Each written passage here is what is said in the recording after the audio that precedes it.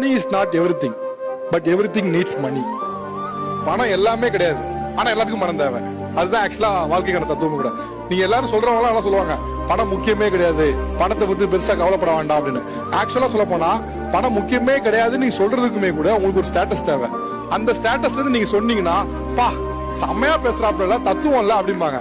ஆனா பொதுவா பணம் முக்கியமே இல்லைங்கிறத எந்த ஒரு ஏழையும் சொல்லவே மாட்டான். ஏன்னா அவனுக்கு தெரியும் இந்த பணம் எவ்வளவு முக்கியம் அப்படிங்கிற. இந்த 20,000-30,000 நிம்மதியை தேட முடியுமானா அதுக்குள்ள எவ்வளவு தூரம் நிம்மதியை தேட முடியும்னு பாத்தீங்கன்னா கஷ்டப்பட்டு தேடலாம். ஆனா அந்த 20-30,000 நான் நிம்மதி தேடவே முடியாது, எனக்கு இன்னும் பெருசாதான் வேணும் பெருசா வேணும் சொன்னா 20-30 ஆனாலும் சரி 30-60 ஆனாலும் சரி அது வந்து ஆற்றுப்படவே செய்யாது. உங்களோட எண்ணிக்கை போயிட்டே தான் இருக்கும், அதுக்கு தீர்வே கிடையாது.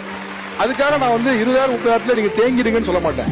20,000-30,000 சம்பாதிக்கிறோம், அடுத்து நம்ம வருமானத்தை பெருக்குவது எப்படி, இந்த 20,000-30,000 1 லட்சம் ரூபாய் சம்பாதிப்பது எப்படிங்க நோக்கம் இருக்கணும். ஆனா அந்த 20,000-30,000 எனக்கு இவ்வளவு கம்ப்ளைண்ட்ஸ் இருக்கு இவ்வளவு பிரச்சனைகள் இருக்குன்னா நம்ம கம்ப்ளைண்ட்ஸ் மட்டும்தான் தெரியும், வேற எதுவுமே தெரியாது. சோ இந்த சைடுல இருக்கவங்க எல்லாம் வந்து நீங்க வாங்குற அதே சேலரி தான் இங்க வாங்குறாங்க. ஆனா இவங்க எப்படி நிம்மதியா இருக்கேன்னு சொல்றாங்கன்னா அதை அவங்க கம்ப்ளைண்ட்ஸா பாக்கல. எஸ் இது என் நிலைமை, ஆனா இதே நிலைமை வாழ்க்கை முழுக்க இருக்காதுன்னு நம்புறாங்க. அதனால அவங்க சொல்றாங்க அவங்களுக்கு அது கம்ப்ளைண்ட்ஸா படலாம், உங்களுக்கு கம்ப்ளைண்ட்ஸா படுது. அப்கோர்ஸ் நீங்க சிரமப்படலன்னு சொல்லல, உங்களுக்கு அந்த சிரமம் இருக்கு நான் ஏத்துக்கிறேன். ஆனா இது என்னுடைய வாழ்க்கையில இருக்கக்கூடிய ஒரு சவால், அந்த சவாலை மாத்துவேன்னு நீங்க நம்புறீங்கன்னா நீங்க இந்த பக்கம் வந்துடலாம். அதை நம்பலன்னா உங்களுக்கு இன்னும் ஒரு பெரிய புகாரா தான் இருக்கும். இது என்னோட சவால், என் வாழ்க்கையில அடுத்த பரிணாமத்துல நான் இப்படி இருக்க மாட்டேன், அட்லீஸ்ட் என் குழந்தையை கொடுக்க மாட்டேன்னு நினைக்கிறீங்கல்ல, நினைக்கும் போது நீங்க இந்த பக்கம் வந்துருவீங்க.